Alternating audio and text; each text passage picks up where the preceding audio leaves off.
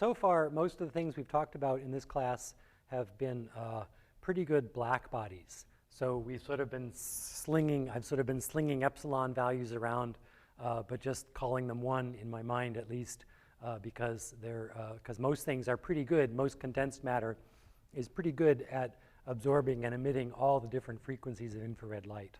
But gases are different because they're so simple. They only have very simple modes of vibration. If you take, say, carbon dioxide and freeze it into dry ice, into condensed form, it's got all these other things around it, and so it can it's like a blop of jello. It has all different kinds of vibrational frequencies and can absorb sort of everything in a condensed state. But when the CO2 is floating off by itself and not touching anything else very much, it can only vibrate in very specific ways. And so gases, it turns out, are very choosy about the kinds of light that they can absorb and emit.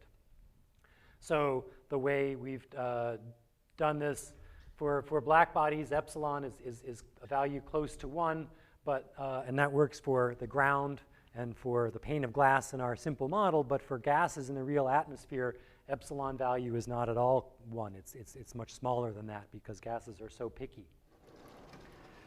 So just as an aside, before we go on, I want to explain that most of the colors that we observe, most of the light that we see in nature around us got its color not because of absorption and emission by vibration of the atoms, but actually because the electrons exist at different energy levels. And they can hop up to higher energy levels and pop back down again.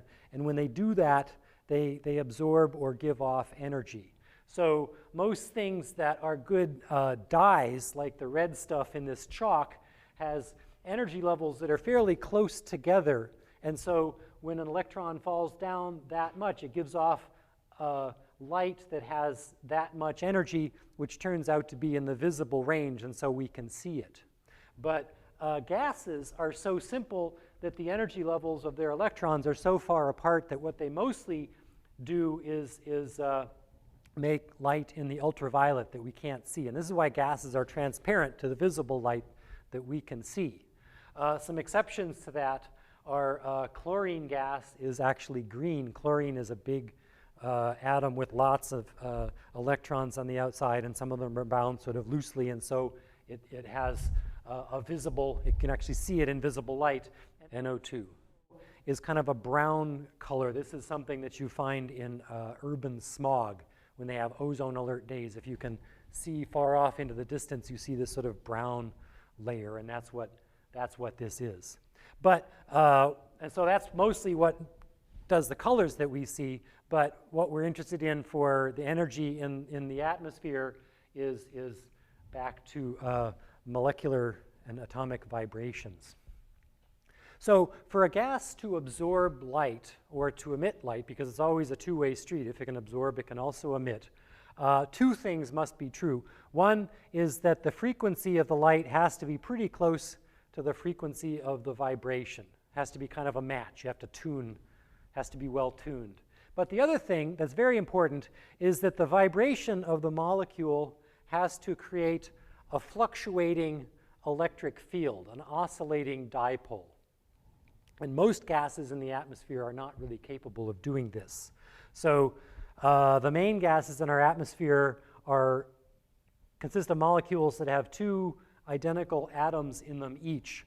O2 or N2 are mostly what the atmosphere is made out of. So those are totally symmetric. One oxygen is the same as another, and if you vibrate it, when they're farther apart or closer together, it's still always symmetric. There isn't a plus on one side and a minus on another side. And that's why these major gases in the atmosphere are not greenhouse gases. They don't affect the climate of the Earth in the greenhouse effect sort of a way. So carbon dioxide is a symmetric molecule in its resting state. The carbon is in the middle, and then you have these double bonds to the oxygens on either side. It doesn't really matter to us that these are double bonds instead of single bonds. They still sort of act like springs, and they can still vibrate. And so at first glance, you might think this is symmetric too, and so it wouldn't be a greenhouse gas. And there are modes of vibration of this molecule that break the symmetry. And the one that's the most important is the bend. So you're sort of bending the thing like this. And when you do that, the oxygens have sort of a minus charge to them, and that leaves sort of a positive charge on the other side. And then when it swings back the other way, the electric field is going to flip. And so you've got this oscillating dipole here. And so this mode of vibration of the CO2 molecule is the one that's most important for climate. There are two other modes. There's a symmetric stretch, which is kind of like this, and then there's this asymmetric stretch, which is kind of like that. So the asymmetric stretch is infrared active because it's broken the symmetry, as you might have figured out. But it turns out that this mode of vibration is not as important to climate because there's just less light there at this frequency. So this is the frequency that is the most important to absorbing light that's coming up from the ground. Other greenhouse gases, the main ones are water vapor. Water has, the oxygen has two lone pairs of electrons on it, which tend to crowd the hydrogens off to one side. And so water is an asymmetric molecule even at rest when you write it. And so it's got a dipole moment even when it's just sitting there. And so there's lots of different ways you can vibrate this, or you can just spin it around, and that will create an oscillating electric field. And so water has a very, very complicated absorption spectrum. It can do lots of different colors of infrared light. And then the other one that's another major greenhouse gas is methane, CH4. So there's the carbon, and you got 4 hydrogens on it, and they are symmetrically spaced around the carbon in a tetrahedral shape is sort of how I tried to draw it there. So there's a triangle in the base, and then like a pyramid. And this is symmetric too in its resting state, but there's lots of ways that you can vibrate this thing and have it break the symmetry. So this is also an important greenhouse gas. In general, any molecule that has more than 2 atoms is going to be a greenhouse gas of some sort, some strength.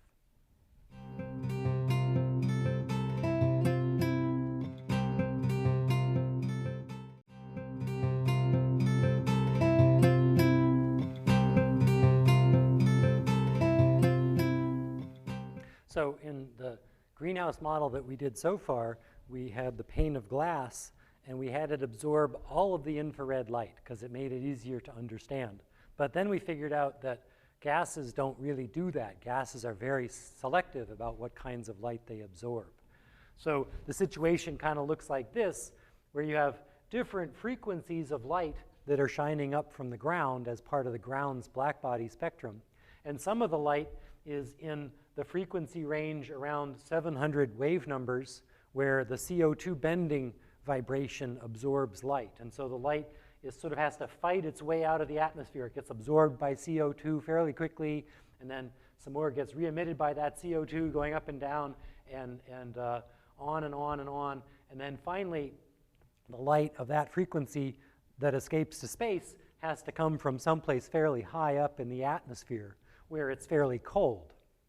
Whereas another frequency range around 900 wave numbers, we call that the atmospheric window, because if there are no clouds in the sky or airplanes or birds or any other sort of condensed matter up there, just the gases, there's no gases that really absorb light in the atmospheric window. So the light in the atmospheric window around 900 centimeters, wave numbers, 900 cycles per centimeter, goes right from the ground out to space. So if we think about how this looks from space, we can visualize this within the context of 2 black-body curves. One that's fairly cold, like the upper atmosphere, that's as if you had a black body that was cold at that temperature, and then another as if you had a black body that's fairly warm, like the temperature of the ground. And because it's warmer, that means that curve is larger, because epsilon sigma t to the 4th is a larger number because temperature is higher, bigger black body curve. So if you're looking down from space in the range around 700 wave numbers, what you will see when you look down is cold, a cold CO2 molecule up in the upper atmosphere. And so if this CO2 molecule was a black body and could shine at all frequencies, what you would see is a cold black body curve. But it's only really affected the CO2 in the CO2 bending vibration range. And so in this part of the spectrum, what you see is following the cold black body curve because the CO2 is emitting in that range and it's cold. And then if you look in the atmospheric window range, what you see is all the way to the ground. You see light that's coming from the warm ground. And so that light following a black body curve is at this intensity, and so you see a higher intensity there for the atmospheric window region. So this is how the selectivity of the greenhouse gases to the light kind of manifests itself in the intensity of the light that's leaving the planet. It works in the frequency ranges that it can cover, and that other frequency ranges it just leaves the light alone. So let us look at the online model of infrared light leaving the atmosphere. And I'm going to show you an effect called the band saturation effect. So if we start out and we have no carbon dioxide in the atmosphere at all, what we see is in that 700 wave number range, the intensity follows the black body curve of the warm object because we can see light all the way from the ground. Now, if we put just a little bit of CO2 into the atmosphere, I'm going to put 1 part per million in, and what you see is the peak is very prominent. Just putting a little bit of CO2 goes a long way. The peak comes down quite noticeably from the warm black body curve. And then putting in more CO2, I'm going to do 10 parts per million, and you can see now that the absorption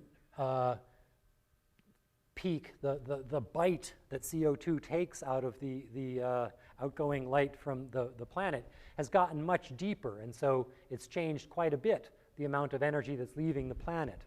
But as we add more CO2, so now I'm going to go up to 100 parts per million, what you see is that the peak has gotten sort of broader and a little bit deeper, but as the CO2 concentration rises even further, the peak can't get any deeper. It's absorbing everything that's coming up from the ground, and all you see is the cold black body curve. And then going up still more to 1,000 parts per million, you see the peak is getting even fatter still, but it's not getting any deeper. This is called the band saturation effect. The impact of that is that I've plotted the data that I just took with the model here as we put just a little bit of CO2 in the atmosphere. We see that the intensity of the energy leaving the planet has decreased by quite a bit, from 318 watts per square meter down to 313 just for 1 part per million CO2. So that's basically the difference between this point and this point. This axis here goes all the way up to 1,000 ppm, so 1 ppm is almost the same as 0 on this plot. It's almost nothing. And then as you go up higher and higher in CO2 concentrations, it decreases the rate at which energy is being lost to space, but you get less bang for your buck the more CO2 you have in the atmosphere. It never becomes insensitive to CO2, but the sensitivity goes down the more of the gas you have in the atmosphere. So it turns out that the impact of CO2 as a greenhouse gas, or most other greenhouse gases, tends to follow a kind of a logarithmic relationship where any doubling has about the same impact on the energy balance and on the climate of the Earth as any other. So going from 10 parts per million to 20 parts per million would give you just as much global warming, amazingly, as going from 1,000 parts per million to 2,000 parts per million. So one thing that controls how this shape looks is the details of these absorption peaks. So I said earlier that a gas can absorb the light if the frequency of the vibration of the gas is sort of the same as the frequency of the light that's coming in. Now that should be sort of it seems like it should be sort of an absolute thing. It has to be exactly the same frequency to really resonate and absorb. But it turns out that there is some slop in that makes this absorption peak, if you'd imagine sort of a very, very sharp-edged absorption peak, like it'll absorb all of this light, but none of that light, is how it might be ideally. There's some sort of slop in that absorption peak. And that slop is very important to determining how much adding more CO2 changes the climate if you've already got a lot there, because it allows that bite out of the spectrum that you saw to get fatter as you add more of the greenhouse gas. So the reasons why there are slop in this, why it's not just on or off the way you might think it would be, one is due to what they call pressure broadening. So remember we said that if the carbon dioxide was frozen into a dry ice and so it was condensed, it would be a black body. It could absorb and emit pretty much everything probably, or at least that's the way most condensed things are, and that's because you can sort of vibrate at some characteristic frequency, but if a light photon comes in and it's a little bit off, maybe you can absorb it and kind of shovel off some of the excess energy to your neighbor who's just right there anyway, right? And it turns out that making a gas more compressed makes it more like condensed matter. And so it spreads out how much of the light it can absorb. And the other thing that, and this is most important in the lower atmosphere, the other thing that's important is Doppler shifting. So if the gas is moving and the light is going up past it, and the frequency might not be exactly right if the gas molecule were steady, but if it's moving, that changes a little bit the frequency that it sees. It's kind of like when a train goes past, it makes this kind of a sound. And say you had some sound absorption thing, and it couldn't absorb the sound of the train whistle if it was sitting there stationary, but maybe it's just exactly right for the train whistle as it's going away. So it would absorb some of that train whistle because of the velocity of the train relative to you. But it turns out that even if the gas absorbed everything, adding more of the greenhouse gas would still affect the climate. And we can see that by thinking back to our layer model. We had this layer model where having no panes of glass left the atmosphere cold, and then putting a couple panes of glass made it warmer, and then more panes of glass make it warmer and warmer and warmer. And you saw that Venus, we couldn't, even with a single pane of glass, explain all the warming, the greenhouse effect of Venus. And so the more of these layers you add up, the more warming you get at the ground. And these panes of glass are completely saturated. They absorb everything. That's how we defined it to make it simple.